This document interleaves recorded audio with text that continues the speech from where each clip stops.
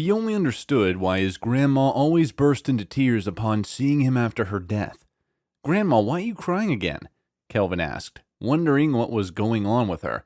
She had been doing this for as long as Kelvin's memory could take him, so he concluded that was because of her disability. Kelvin was born an ordinary kid with no disability. However, an incident occurred in his childhood, leaving him disabled forever. But when he asked his grandma about the incident, she told him that his carelessness caused it. But then there was this one great thing about his personality. He was cheerful regardless of his condition. Since the time he learned that it was his carelessness that caused him to lose his ability to walk, he never took anything for granted in his life. Kelvin had been staying with his grandma for at least 2 decades now. When he asked about his parents, his grandma told him they both died in a car crash, leaving him an orphan. He felt sad and cried for several days, but then he could get over it and move on with his life. Staying with his grandma was a real struggle. She was on retirement. This made him live a poor life. Kelvin, however, was not too concerned about this. Instead, he was grateful that his grandma was there for him while preventing him from being on the street. "Granny, see you later," Kelvin said as he wheeled his chair towards the waiting bus. At his school, he was one of the best students. When asked how come, even with his disability, he could still cope at school and was even among the best students, he only answered that his legs were crippled, not his thinking. Kelvin, just like other kids with disabilities, used to be bullied.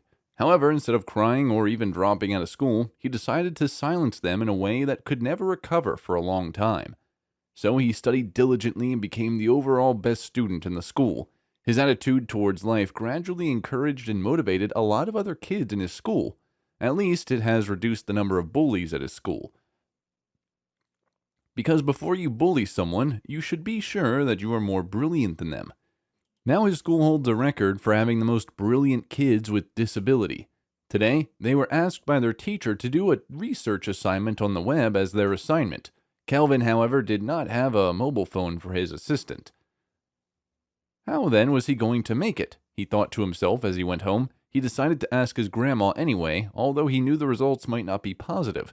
Their financial status only made it possible for them to get what to eat, leaving no room for other things. "Granny, please, I need a smartphone for my assignment," Kelvin said as he began to wonder what a reply might be. "Well, let me check for your mom's own and see whether it still is in usable form." After what took forever, his grandma finally came out with an Android phone. Luckily for him, it was in good condition. Thanks to his grandma for keeping it safe for all these years. It was dead, just as expected, so he charged it for a while. Later in the evening, he unplugged it and decided to use it for his assignment. "What if there is still a lock on this?" he said with disbelief after seeing the requirements for a password displayed on a phone of more than 2 decades that his grandma gave him. "Since the phone used to be for my mom, I bet her details will indeed unlock it." He did not have enough money to send it to the repairman to be opened, so he could only rely on himself. "Granny, can you please tell me my mom's date of birth?" Kelvin asked. 12 June 1985, Granny replied. "What about the day she had her wedding?" Kelvin asked his granny again. Just then, his granny suddenly dropped what she was holding as tears began to roll down her cheeks. "Granny, I need to unlock the phone for my assignment. Can you please save the crying for later and tell me the date?" Kelvin said impatiently. The truth is, he was tired of his grandma suddenly bursting into tears for no reason, but had to cope with it all this while. After what took forever, she finally stopped crying and told him about his parents' wedding date. It was 13th July 1993, precisely 5 years after he was born. After combining the details he had from his grandma for a while with his date of birth, he was able to unlock the phone. Just as expected, his mom used herself as the wallpaper. She was prettier than he imagined. He decided to do his assignment first and check the phone later. Since he wanted to keep his mom's phone for a while, he lied to his grandma that it would take him about a week to complete the assignment. The next day was a Saturday, and his grandma was asked that he escort her to the prison. If he only liked one thing about his granny, then it was her great heart. She always played a confident man sentenced to a life imprisonment, a weekend visit.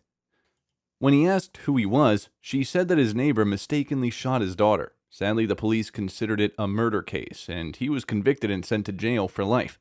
She took it upon herself to always pay him a visit. "I told him he knew you by then and wanted to meet you today." "Then I'm happy," Kelvin said.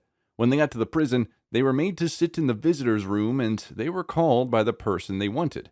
After a while, a young man who looked like he was in his early 40s appeared. He had blue eyes, like a well-built body, which he probably gained from the prison's hard labor, and a very handsome face. As he walked towards them, he stopped as though he had noticed something. Kelvin looked back to see what he was seeing, but nobody was behind him. Then he realized that his gaze was fixed on him. It was too intense that he realized that he should do something to shift his gaze from him. So he smiled at him, and surprisingly, he did the same as he walked to his seat.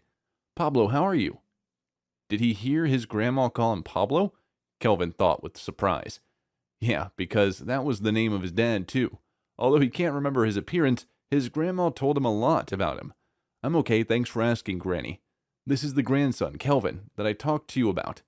"Hello," Kelvin said as he waved at Pablo. They had a good time chatting and only realized that the time was up when a policeman came to drag Pablo away from them. "I'll surely revisit you," Kelvin shouted to Pablo as he was forced out of the visitor's room by the police. Later that night, before Kelvin retired to bed, he decided to go through his mom's phone. "Maybe I can find out the kind of person my mom used to be," he thought to himself as he unlocked the phone. Just as he did, an alarm began to turn off the phone, so he decided to check it out. To his surprise, it was the reminder of their 25th anniversary. If his parents were alive, they should have been together for 25 years now. He was about to put it off when something caught his attention. It was a slideshow of his mom and dad. It wasn't the pictures of his mom that caught his attention. It was that of his dad. He looked like someone he had met before. Where did he meet him? He began to wonder. Just then, it suddenly occurred to him where they had met. It was at the prison. Mr. Pablo. He was thrilled at the realization that his dad was still alive. Could his mom also be busy? He thought. But why was his dad held a prisoner? Or has his grandma referring to his little sister when she said Mr. Pablo mistakenly killed someone? The more he thought about it, the more confused he became. Realizing he had so many unanswered questions, he decided to investigate what happened years ago. His grandma won't be any help because if his dad was still alive, then he was led to her all the while. Early the next day, using the assignment as an excuse, he left for the prison to visit Mr. Pablo. When he got there, he told the officer that he was the son of prisoner Pablo and wanted to see him. Luckily, he was allowed to see him. Although he guessed that Mr. Pablo was his dad, it was just a guess. So he did what he deemed fit. He called Mr. Pablo's dad. How he reacted to this brought Kelvin close to tears. "I had long waited for this day, but then I realized it was all my dream," Pablo said as tears flowed freely down from his cheek. "Well, Dad, I'm here to ask you about what happened years ago, because I doubt my grandma. I think she has been lying to me all this while." "Okay, I will tell you then, but promise me that you will not do anything stupid." "Everything happened on the day your mom and I decided to get married. That day, as was the custom, I was at the chapel awaiting your mom's arrival, but that never happened. Instead of your mom, the cops arrested me for being responsible for my wife's death. It was the most heartbreaking thing that I had ever heard in my entire life. But then I knew nothing about what they were talking about. They claimed that someone crossed my wife's car on their way to the wedding, which led to a ghastly accident causing your mom's death on the spot. They claimed I had contact with the killer the night before the accident. I couldn't get rid of the accusations because my phone was used to contact the killer." "Then who else knew your password?" Kelvin asked. "Apart from your mom, your grandmother is my stepmom too." "Then did you try letting them know that you did not do it?" Kelvin asked again. "At that point, I was so heartbroken about your mom's death that I wasn't in the right state of mind to defend myself."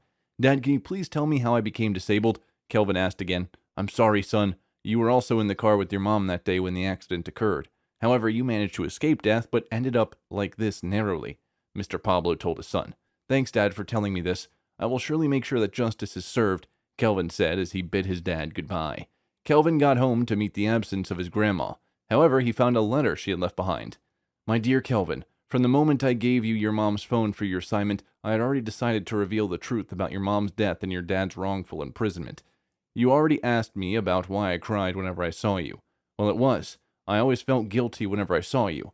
By now, I bet you have discovered that Pablo is your dad. The night before your parents' wedding, I used your dad's phone to contact your mom's killer, making him responsible for your mom's death. Unfortunately, he never suspected me for a bit because he trusted me a lot. You might want to ask me why I made him a scapegoat. I married his dad after the death of his mom. His dad, moreover, loved him more than he did my son, and I hated him so much because of this. Moreover, I wanted my son to inherit my husband's property instead of his, so I came up with this plan to make him imprisoned for life. I know saying sorry will not give you back all the time you lost because of me, but I will say it anyway. I'm sorry that you have lost all that time because of me. Just as expected, your grandpa could barely accept that his son would be imprisoned for life and die from a heart attack when he heard the news. Send this letter to the police station and your dad will have a chance of being saved. I'm ashamed of my actions and can't continue living again. Tell the police to retrieve my body at the abandoned school building on West Street. His shirt was soaked with tears when he was done reading the letter. He called and went to the police station, narrated what had happened to him, and gave them the letter his grandma had left behind. Her body was retrieved. Mr. Pablo, after spending 25 years wrongfully imprisoned, was finally released. He was compensated for all the years he spent in jail, but that cannot pay for all the time he had lost. He finally united with his son and promised to make it up to him in the years that they had missed. Surprisingly, his dad's will requested that he should be the one to inherit his properties before he died. The court later arranged for him to inherit the properties instead of his stepbrother.